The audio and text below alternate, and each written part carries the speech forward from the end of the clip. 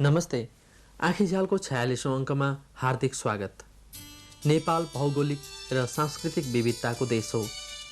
नेपालीहरू जुनसुकै धर्मावलम्बी किन नहुन्, प्रकृति तिनको सबभन्दा नजिकको इष्टदेव हो। हाम्रा सबैजसो नदीनाला, पहाड पर्वत र ताल पोखरीहरूको धार्मिक र सांस्कृतिक महत्त्व छ। धेरै पशुपक्षी र वनस्पतिहरूलाई हामी प्रत्यक्ष वा प्रतीकात्मक रूपमा ईश्वरीय मानेर पूजा पनि गर्ने गर्छौँ। आजको अङ्कमा हामी हाम्रा भौगोलिक र जैविक सम्पदाका बारेमा दुईवटा सामग्री प्रस्तुत गर्दैछौँ।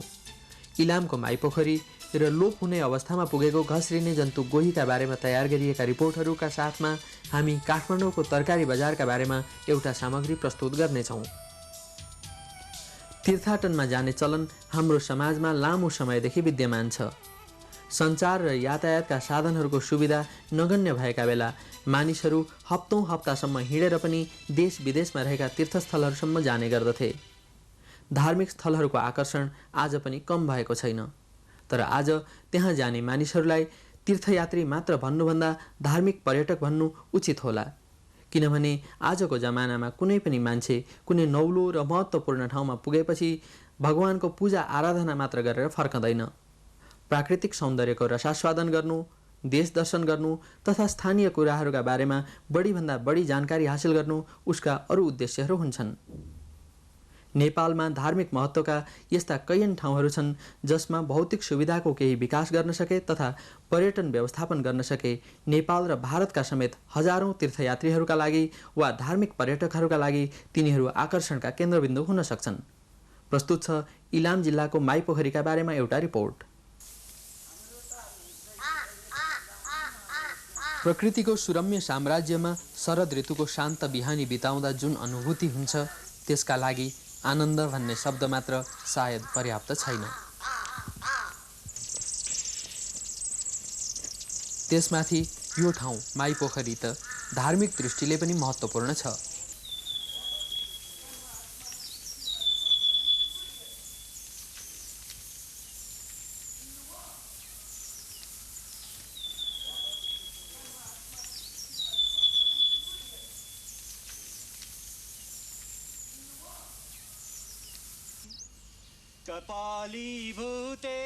इलाम जिल्लामा 4वटा माई नदी छन्: जोगमाई, माई, पुवामाई र देउमाई। माईपोखरी ती मध्ये कुनैको पनि उद्गम स्थल होइन। तर पनि यसको महत्त्व यी सबै माई नदीहरूको भन्दा बढी छ। कार्तिक शुक्ल एकादशी अर्थात् ठुली एकादशीका दिन यहाँ धार्मिक मेला पनि लाग्छ।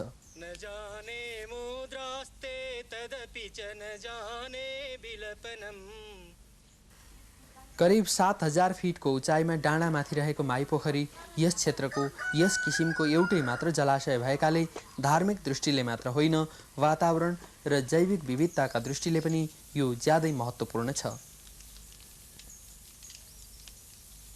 धार्मिक व्यक्तिहरू पनि पोखरीको यस पक्षलाई विशेष महत्त्व दिन्छन्।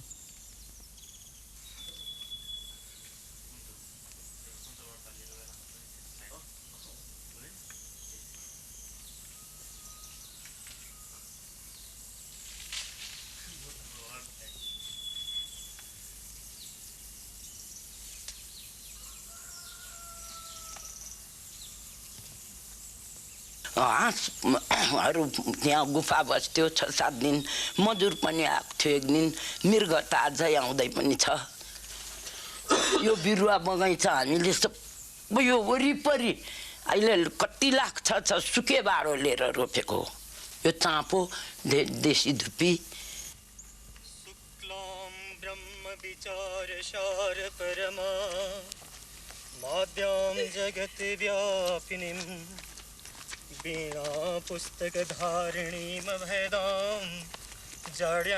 तर हिजो आज माईपोखरी सङ्कटमा छ। यहाँ कुनै वैज्ञानिक अनुसन्धान त भएको छैन, तर पुराना मानिसहरू यो पोखरी सुक्दै गएको दाबी गर्छन्। यहाँ बस्ती धेर बसेर फोहोर मैला भएर बिग्रेको। साह्रो सुकेको चाहिँ उपर मन्दिरमा एउटा सत्यमाता भन्ने आएर फागुनको दिनमा पुरन लायो। पुरन लाउँदाखेरि चैतको दिनमा गङ्ग्राङ गुङ्ग्रुङ मुढाहरू निस्क्यो, सुकी गयो। त्यो मुनि बाडो भिर पनि पड्क्यो चैतको दिनमा। त्यहाँदेखि सुकेपछि बढ्नै सकेन। अनि के भयो तपाईँ के लाग्छ तपाईँलाई त्यो पुरानो लगाएर बिग्रेको? फोहोर मैला भएर नै पुरानो लाएर ती नुहाउनु अन्डर पेन धुनु साया धुनु किसिम अब मैला बगी जाने ठाउँ होइन। हामीले फेरि उभो कैलाशको पोखरीहरू लिएर मिसाएको छ। थुप्रो दुध पोखरी, निर पोखरी, मजुर, जौले, रामलक्ष्मण, कति हो कति थुप्रो। माई पोखरीका वरिपरिको वन मासिँदैछ। वन क्षेत्रमा भएको अतिक्रमणका कारण जलाधारलाई त नराम्रो असर परेकै छ, यहाँको तपोभूमिको वातावरण पनि पहिलेको रूपमा रहेको छैन। यो माई पोखरी भनेको पहिलेदेखिको ऐतिहासिक सिद्ध तीर्थस्थल हो र त्यति बेला यहाँ ठुलो चम्पकारण्य भन्ने किसिमको एउटा अरण्य सिद्ध तपस्वीले तपस्या गर्ने ठाउँ र काल समयले गर्दाखेरि यहाँको जङ्गल पनि मासिँदै गयो। पहिले यहाँ ठुल्ठुला चाँपका वृक्षहरू थिए, ती मासिँदै गएर अहिले जङ्गलहरू चाहिँ उजाड जस्तो भएको छ र यो जङ्गल मासिँदाखेरि वातावरण पनि एक किसिमले प्रदूषण पनि बढ्दै गएको। माई पोखरीको सतह अरू पोखरीहरूको भन्दा फरक छ। यहाँ ठाउँ-ठाउँमा झारपात र बुट्यानहरू पनि पलाएका छन्, तर यिनीहरू पोखरी पुरिने क्रममा उम्रिएका नभई सतहमा उत्रिएर रहेका छन्। यो जालोलाई माई पोखरीको विशेषता मान्ने मानिसहरू धेरै छन्, तर यो पोखरीको विकासका बारेमा सोच्ने धेरैजसो मानिसहरूले जालोलाई समस्याका रूपमा लिएको पनि पाइन्छ। यो जुन अहिले माई पोखरीको जालो बढिरहेको छ, दिन प्रतिदिन पानी सुक्ने अवस्था आइरहेको छ, यसलाई यथावत पूर्वको रूपमा चाहिँ संरक्षण गरेर यो जालो हटाएर यसमा वरिपरि पर्खाल राखेर यसमा बोटिङ गर्ने किसिमकोले होइन, धार्मिक महत्त्वको चिजमा यसलाई पूजा अर्चना गर्ने किसिमले चाहिँ यसको विकास गरिनुपर्छ भन्ने मेरो धारणा छ। यो सोचाइ नयाँ होइन। पोखरीलाई जालोले ढाक्यो भनेर सफा गर्ने प्रयास गर्दा दशकौं अघि एकपटक दुर्घटना भई त्यस काममा संलग्न एकजना मानिसको मृत्यु समेत भएकाले फेरि कहिल्यै पनि त्यो प्रयास दोहोर्याइएन। राम्रो हुँदैन, यहाँ चाहिँ मान्छे खत्तम हुन्छ नै हुन्छ। जालो निकाल्यो भने चाहिँ अब चैत वैशाखमा फुल फुल्छ, यो जालो निकाल्नु चाहिँ पटक्कै हुँदैन। म यहाँ आउँदाखेरि तल हेर्नु जाँदा 400-500 जना छ, त्यो जालो छेडेको छ, है गरी कराउँछ। मलाई कस्तो लाग्यो भने कच्चै उमेर थिएँ है, एउटा नानी थियो होला। यो भगवानको बैठकमा त बा हामीले ओढ्ने ओढे जस्तो हो, बा मरतले टोपिला जस्तो हो, यो मैला त होइन, यो किन यस्तो गरेको हे भगवान भन्ने मेरो मनमा त्यस्तो आयो। फोहोर होइन, यो अनेकको फुल फुलेको छ, अनेक बो कैलाशको झारपातहरू छ। यहाँ फोहोर हुने बा भगवानले पन्साल्नुहुन्थ्यो नि।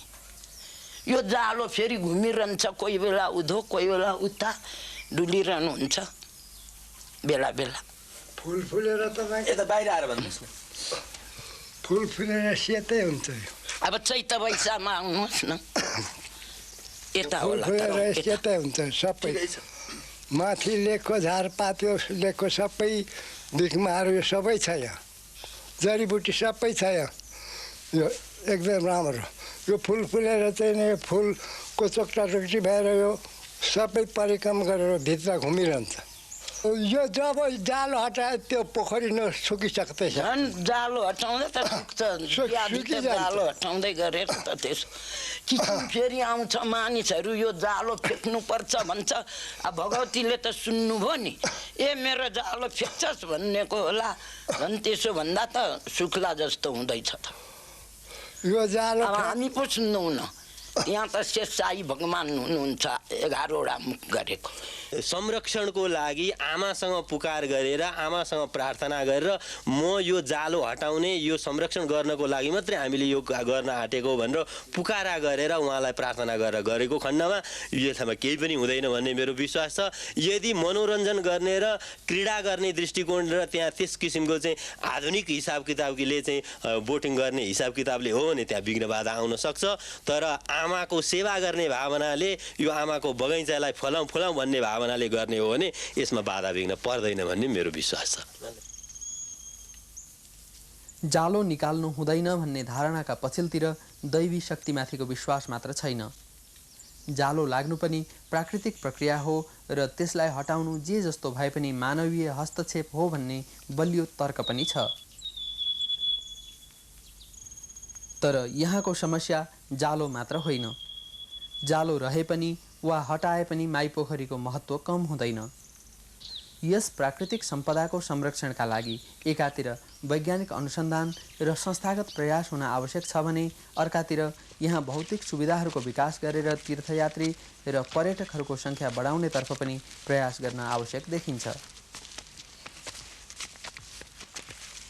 अहिले त यहाँ एकातिर माईपोखरीको प्राकृतिक सौन्दर्य र धार्मिक महत्त्व छ, अर्कातिर वनविनाश, फोहोर, पाहुनाघरको भग्नावशेष र छेउको देउराली बजारको सुनसान मात्र छ। पर्यटनलाई नेपालमा फस्टाउन सक्ने महत्त्वपूर्ण उद्योगका रूपमा गन्ती गर्ने हो भने परम्परागत तीर्थाटन र आन्तरिक पर्यटनको विकास पनि साथसाथै हुनुपर्छ भन्ने कुरा स्वीकार गरेर स्थानीय तहमा पनि धेरै काम गर्नुपर्ने देखिन्छ।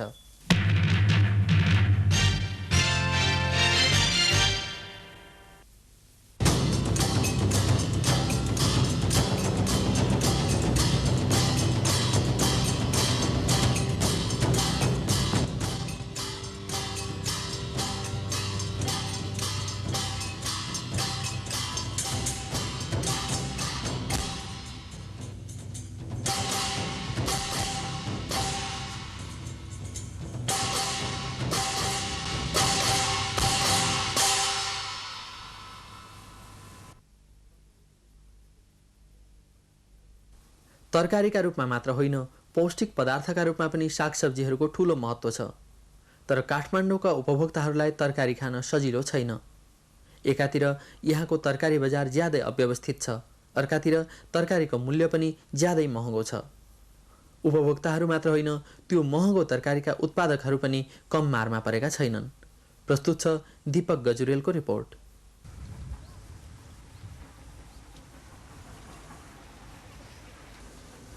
दस लाखभन्दा बढी मानिसको बसोबास रहेको काठमाडौँलाई यहाँभित्र उत्पादित कुनै पनि वस्तुले पुग्दैन। अन्न, तरकारी र फलफुल उत्पादन हुने ठूला ठूला फाँटहरू आज कङ्क्रिट जङ्गलले भरिएका छन्।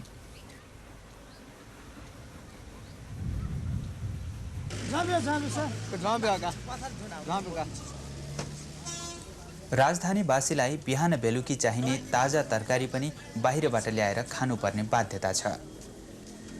कालीमाटी फलफुल तथा तरकारी थोक बजार स्थलबाट वर्षमा लास्ट इयर भनौँ गएको वर्ष 2051 सालमा 1,66,000 मेट्रिक टन यो बजारबाट काठमाडौँका अन्य बजारहरूमा गयो। यसले के देखाउँछ भने हाम्रो बजार मात्रैले पनि 1,66,000 चाहिँ आपूर्ति गर्यो काठमाडौँको उपभोक्ताहरूलाई भने बाहिर जुन सहरी क्षेत्रका विभिन्न पेटी अथवा विभिन्न पसलहरूमा सिधै उत्पादकहरूले अथवा अन्य व्यापारीहरूले यो बजारमा प्रवेश नगरिकन सिधै ल्याएर बिक्री वितरण गर्ने परिमाण छुट्टै छ। अब त्यो परिमाण पनि कम परिमाण छैन। त्यसकारणले अब हाम्रो बजारबाट गएको 1,66,000 मेट्रिक टन चाहिँ जहाँसम्म मलाई लाग्छ 40 देखि 60% मात्रै छ जुन काठमाडौँमा वार्षिक टोटल आपूर्ति हुने परिमाणको। तरकारी बजार व्यवस्थित छैन। सरकारी स्तरमा केही समय अघि कालीमाटी फलफुल तथा तरकारी थोक बजार विकास समिति स्थापना गरिएको थियो। यस समिति अन्तर्गत काठमाडौँमा खपत हुने र खास गरी बाहिरबाट आउने तरकारी खरिद बिक्री हुने गरेको छ। तर कालीमाटी बजारभन्दा बाहिर दैनिक खरिद बिक्री हुने 100औं टन तरकारीको हिसाब किताब कसैसँग छैन।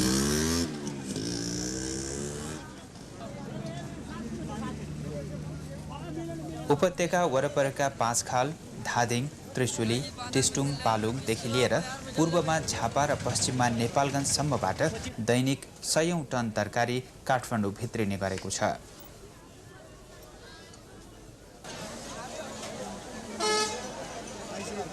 काठमाडौँको केन्द्र रत्नपार्कको यस सडकमा बिहान 2-3 बजेदेखि नै झन्डै 8 बजेसम्म लाग्ने यस तरकारी बजारले कति तरकारी आपूर्ति गरेको छ भन्ने तथ्याङ्क कसैसँग छैन।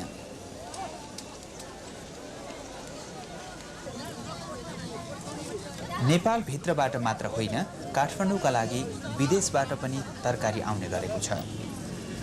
अब धेरै जसो आउने ठाउँ त यो विराटनगर भयो, यो जनकपुर भयो, पाँचखाल भयो।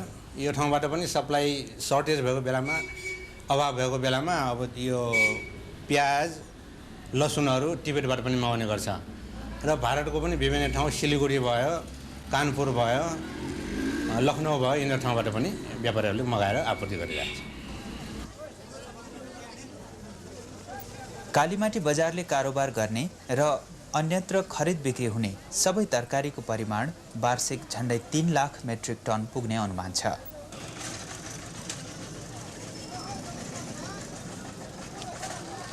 दैनिक 100औं टनको परिमाणमा खरिद बिक्री हुने तरकारी बजारमा उत्पादक र उपभोक्ताको शोषण भइरहेको छ।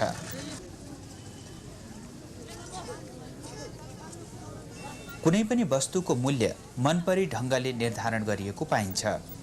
उत्पादक किसानले तरकारी जतिमा बजारमा बेच्छ, उपभोक्ताले त्यसको दोब्बरभन्दा बढी मूल्य तिर्नुपर्छ। उदाहरणका लागि किसानले व्यापारीलाई 15 रुपियाँ किलो बेचेको काउली उपभोक्ताले 40 रुपियाँ तिर्नुपर्छ। यो मुनाफा उत्पादक र उपभोक्ता दुवैको शोषण होइन त? सरसर्ती हेर्दाखेरि देखिनु चाहिँ त्यस्तै पनि देखिन्छ, तर वास्तविकतामा गहिरिएर हेर्दाखेरि केही कुराहरू अलि सोच्नुपर्ने पनि हुन्छ। त्यसलाई सिधै शोषणै भएको छ भनेर सोच्नलाई केही कुरा सोच्नुपर्ने हुन्छ। विभिन्न जिल्लाबाट आउँदा ढुवानी साधन र त्यो ढुवानी साधनमा आउँदाखेरि हुने क्षतिपूर्ति, तरकारी साह्रै नासमान हो। त्यसपछि थोक बजारसम्म आइपुग्दाखेरि त्यसको लोडिङ अनलोडिङ विभिन्न प्रक्रियाहरू हुन्छन्। त्यसले गर्दा बजार लागत त्यो तरकारीमाथि थपिँदै जान्छ। अब थोक बजारबाट खुद्रा व्यापारी कहाँ पुग्दाखेरि फेरि ढुवानी साधनकै कुरो भयो, लोडिङ अनलोडिङको कुरो भयो, व्यवस्थापनको कुरो भयो, त्यहाँ लगेर राख्नु पर्यो, उसको ज्यालाको कुरो होला, भाडाको कुरो होला, यी विभिन्न थपिँदै जाँदाखेरि र यसरी विभिन्न ठाउँमा लोडिङ अनलोडिङ विभिन्न प्रक्रिया गर्दाखेरि तरकारी जस्तो साह्रै नासमान हुने जुन चिज हो त्यसमा हुने क्षति चाहिँ धेरै बढी छ अहिले। त्यसले गर्दाखेरि सरसर्ती हेर्दा भनौँ धेरै नाफा खाएको जस्तो र अथवा शोषणै गरेको जस्तो देखिए तापनि यी कुराहरूलाई नियालेर हेर्ने हो भने यथार्थ स्थितिमा पुग्न सकिन्छ। र जति अहिले जसरी देखिन्छ सरसर्ती हेर्दा वास्तविकतामा त्यति चाहिँ देखिँदैन। वास्तविकता के हो भन्ने कुरा राजधानीवासी सबैले राम्ररी बुझेका छन्। यसका लागि को जिम्मेवार छ त? यस प्रकारको अस्तव्यस्त तरकारी बजारलाई नियमित र व्यवस्थित गर्न सजिलो भने छैन। अनि हामीले सुझाव पनि त्यही दिया हो। यो सेन्टर यो गरेर अरू पनि विभिन्न ठाउँमा जो चक्करपट्टि बाहिर पनि यस्तै एउटा अब खुद्रा व्यापार भयो, थोक व्यापार भयो, सञ्चालन गर्न सकेदेखि डाइभर्ट हुन्छ। एकै ठाउँमा केन्द्रीकृत नभइकन अरू ठाउँमा पनि फिजेर यो उपभोक्ताहरूलाई सजिलो हुन जान्छ। केही समय अघि कालीमाटीमा तरकारी बजार स्थापना गर्दा यसबाट धेरै काम हुन्छ भनिएको थियो, तर स्थितिमा कुनै सुधार आएन। यो क्षेत्रलाई व्यवस्थित गर्न के गरिँदैछ त? यही कालीमाटी फलफुल तथा तरकारी थोक बजार पनि भविष्यमा यो 1-2 महिनापछि नै दात्री संस्था UNCDF, UNDP र FAOबाट यसका अत्याधुनिक भौतिक सुविधाहरू निर्माण हुँदैछन् यहाँ। र यो अत्याधुनिक भौतिक सुविधाहरू निर्माण भइसकेपछि अहिलेको यस बजारमा खरिद बिक्री हुने परिमाणको 4-5 डबल चाहिँ वृद्धि हुन्छ यहाँ। र साथसाथै यो बजारलाई आबद्ध गर्न अन्य ठाउँमा पनि यस्तै आधुनिक भौतिक सुविधाहरू भएको बजारहरू विकास गर्नुपर्ने देखिन्छ।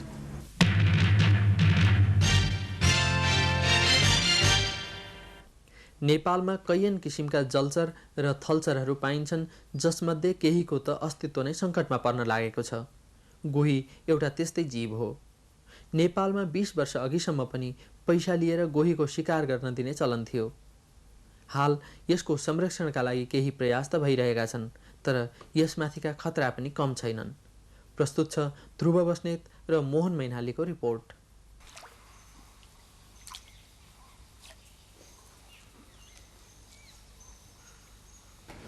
अब यो संसारमा चाहिँ नि यो गोहीहरू 21 जातको पाइन्छ र त्यसमध्ये 18 जातको त अहिले यो के छ भने संरक्षित सूचीमा चाहिँ परिसकेका छन्। ताकि भनेको माने के भने उनीहरू इन्डेन्जरमा स्टेजमा पुगिसकेको छ।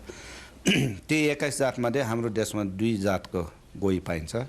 अब एउटा त घरियाल गोही नै भयो र अर्को चाहिँ नि मगर गोही। अब यो 2 जाति गोहीको चाहिँ नि ह्याबिटाटै फरक छ। घरियाल गोही जहिले पनि हिउँ पग्लेर आएको नदीहरूमा बस्छ, स्नोफेड वाटरमा।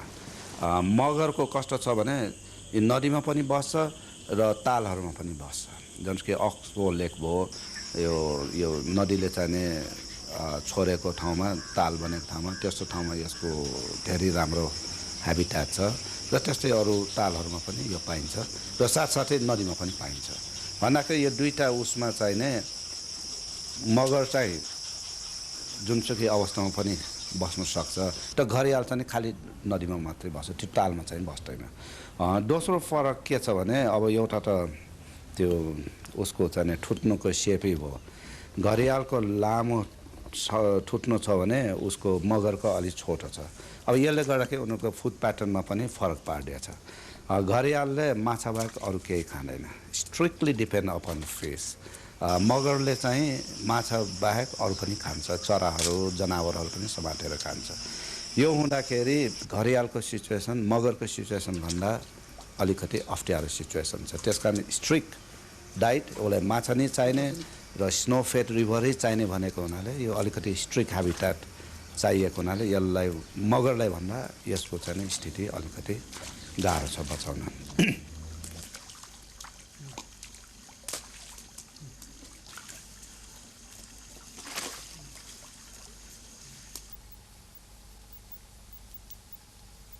हुन त मगर पनि हाम्रो देशमा घरियाल जस्तै कम भइसक्यो, तर चाहिँ घरियाल जस्तो क्रिटिकल स्टेजमा चाहिँ पुगेको छैन। त्यो रिजन मैले भनिहालेँ, यो जहाँ पनि बस्न सक्ने र जुन पनि खान सक्ने भएको हुनाले अहिले हाम्रो यो नेपालमा करिब 140वटा जति मगरको इस्टिमेट गरेको छौँ विभिन्न ठाउँमा गरेर। यो अब यसको पनि हामीले संरक्षण गर्ने अवस्था आइसक्यो, किनभने यो धेरै जसो तालहरू यो हाम्रो संरक्षित क्षेत्रभन्दा बाहिर, संरक्षित क्षेत्रको तालहरू त संरक्षित भएर राम्रै अवस्थामा छ, तर त्यहाँ पनि यो हाइसिन्थ प्लान्टहरूको यानि ग्रोथले गर्दाखेरि त्यो पनि डिग्रेडेसन स्टेजमा पुगिरहेछ।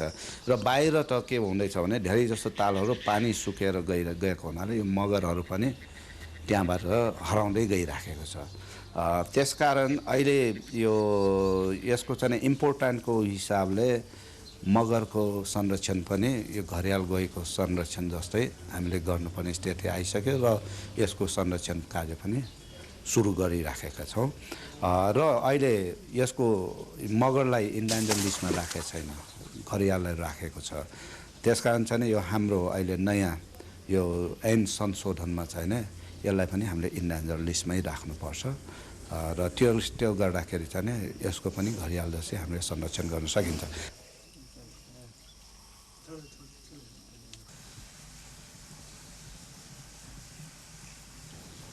यो हाम्रो घरियाल गोहीको संरक्षण किन गर्नु पर्यो भन्दाखेरि यो 1970 दशकतिर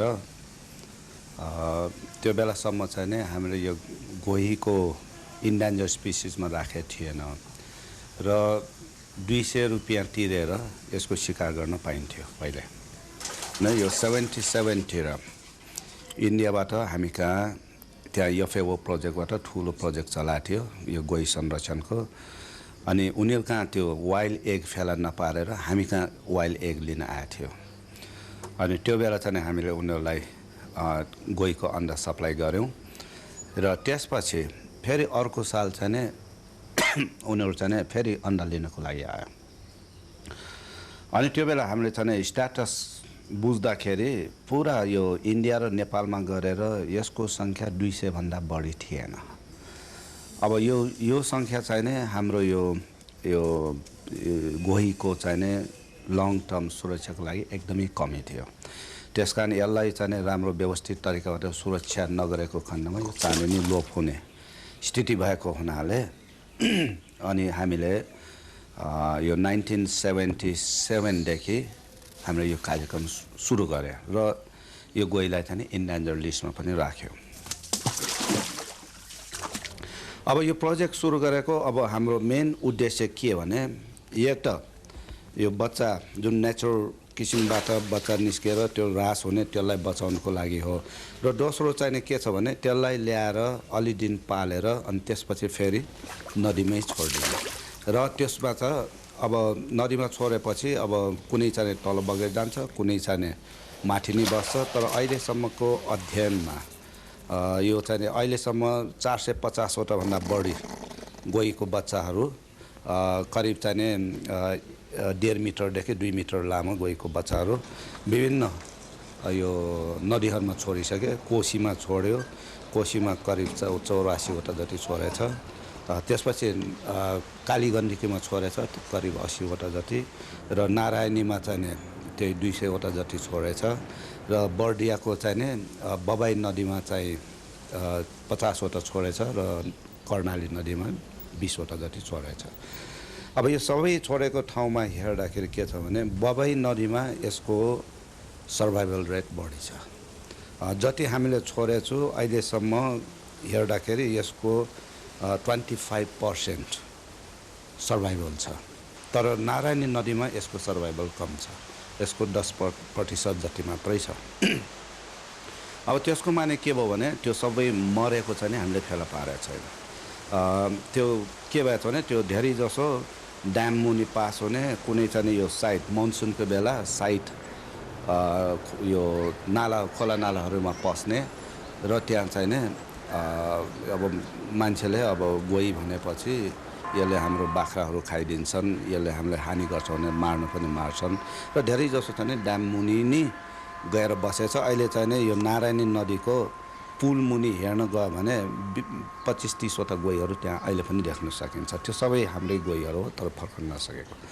अब त्यही हिसाबले अहिले हामीले इन्डियन अथोरिटीसँग कुरा गरेर अब उनीहरू कहाँ एक्सेस गोहीहरू छन्, अब उनीहरूलाई पनि यहाँ ल्याएर के भने नेपालकै क्षेत्रमा ल्याएर छोडेर एउटा चाहिँ के छ भने यो ट्रान्स बाउन्ड्री कन्जर्भेसन जस्तो यस्ता स्पेसिस जुन चाहिँ भारतमा पनि जाने नेपालमा पनि आउने यस्तो किसिमको चाहिँ यो स्पेसिसहरूलाई चाहिँ संरक्षणको लागि दुई पक्षबाट यसको इफेक्टिभ संरक्षण गर्ने तर्फ चाहिँ हामीले कुराकानी चलाइराखेको छौँ।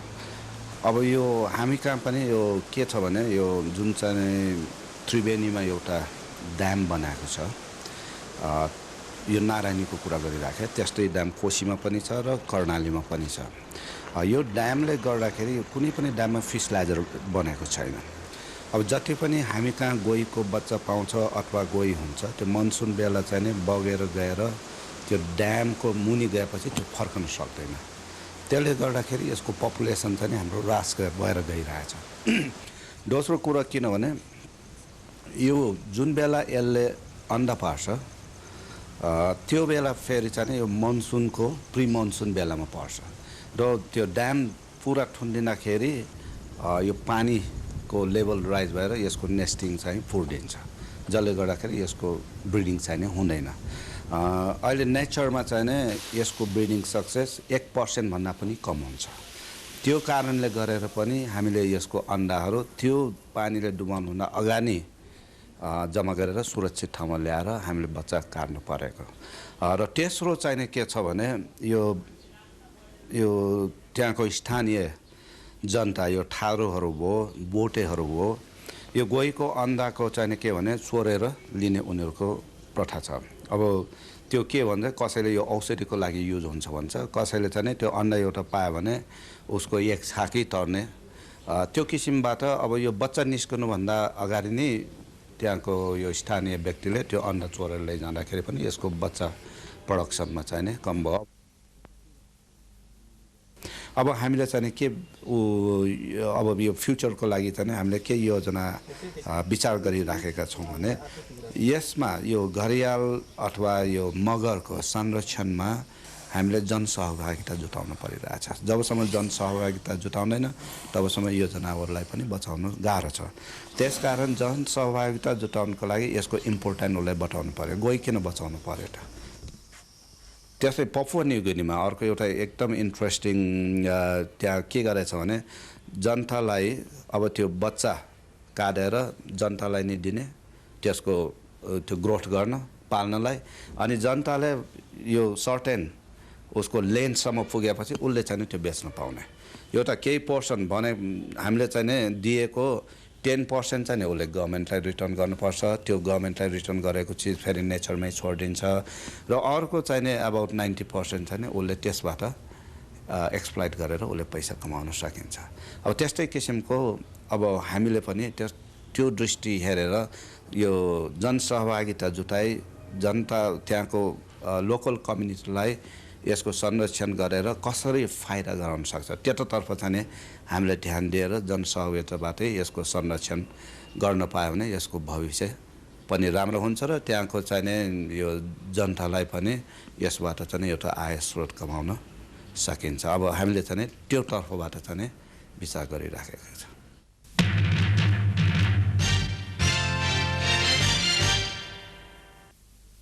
यसका साथै आजको आँखीझ्याल यतिमै सकिन्छ। 15 दिनपछि विविध सामग्रीहरू लिएर फेरि आउनेछौँ। तबसम्मका लागि बिदा चाहन्छौँ। शुभरात्रि।